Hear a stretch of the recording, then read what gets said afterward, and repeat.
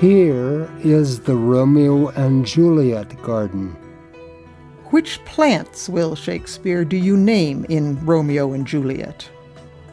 In this play, we have wormwood and pepper and thorn, plantain and hazelnuts, rosemary, quinces, and dates, bitter sweeting and apple, medlars and popper and pears and pomegranates, mandrake, sycamore, willow, and yew, rushes and pinks, and certainly roses. Why do you say certainly roses? I realize that a rose is the national flower of England, but this play isn't about England or nationalism. It's about star-crossed lovers in Verona, which is in Italy.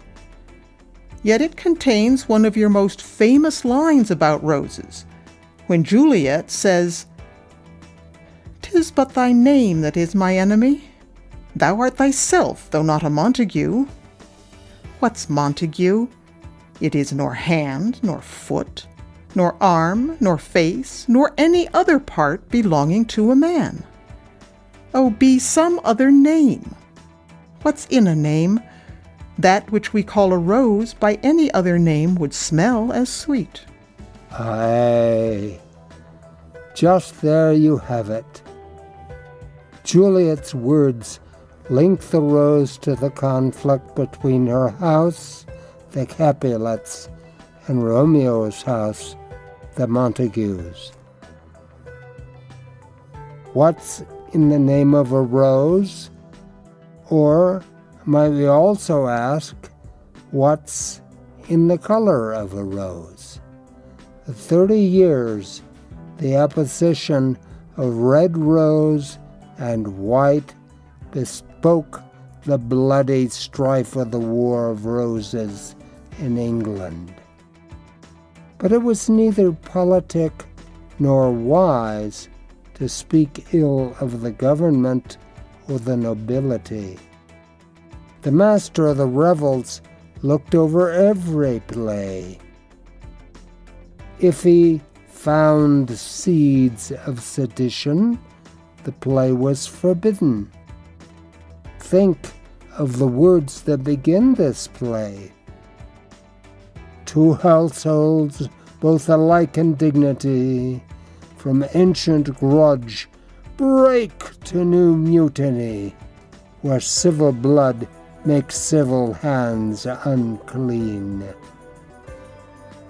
Are those opposing houses, the Capulets and the Montagues, in Verona?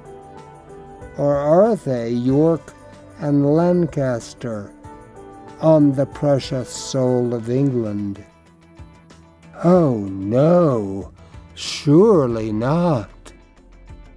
Our play would not defame the English for long and bloody, wasteful conflicts.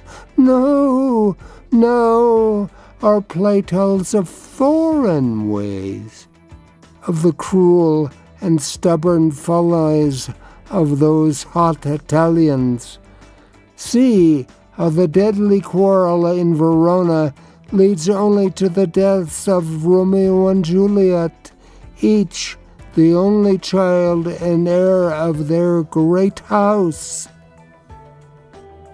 But our playgoers were quite shrewd enough to hear in this tale the echo of the Wars of Roses.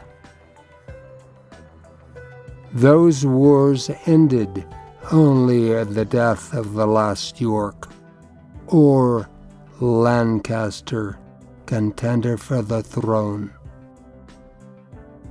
Richard III, killed by Henry VII at Bosworth in 1485, Henry. He began a new line, the Tudors. He took neither the white rose nor the red, but instead the Tudor rose, which partook of both colors. And your Queen Elizabeth descended from him, didn't she? Yes, she was a Tudor, the granddaughter of Henry VII. Our Virgin Queen was one of the most successful monarchs in all of English history. I have another question. You included pinks among the plants in this play. Now, there's an exchange between Mercutio and Romeo in the second act, where Mercutio says, "Nay, I am the very pink of courtesy," and Romeo comes back with, "Pink for flower." What's that about? It's a play upon the words. These two friends are having a cheerful contest of wits. To be the pink is to be the very best. Mercutio proclaims himself supreme in courtesy. Romeo turns to another meaning of the word. Pink is the name of a flower. We also called it a gilliflower. Romeo points to the shoes that he is still wearing from last night's dance. He says, "My pump is well flowered." The courtiers of my time often wore on their shoes large knots of silk ribbon, which they called flowers or roses. Thus, Romeo's reply means that his shoes are the pink too. And so Mercutio's claim makes them no better than a shoe. Mercutio replies with another play, this time about wearing out soles of dancing shoes. But Romeo caps that one also, and the friends continue in their witty battle. Are there other jokes about plants in this play? Oh yes, battles of wit were much in fashion. Romeo and Mercutio have scarce concluded their volley of wit, but Juliet's nurse comes in. She praises Juliet to Romeo and tries to tell him of a piece of Juliet's wit. She asks, "Does not Rosemary and Romeo begin with the letter?" That is the letter R. But her wit is broad rather than sharp. There is rosemary here in this garden, and rosemary is for remembrance. But the nurse cannot quite remember the finer points of Juliet's wit.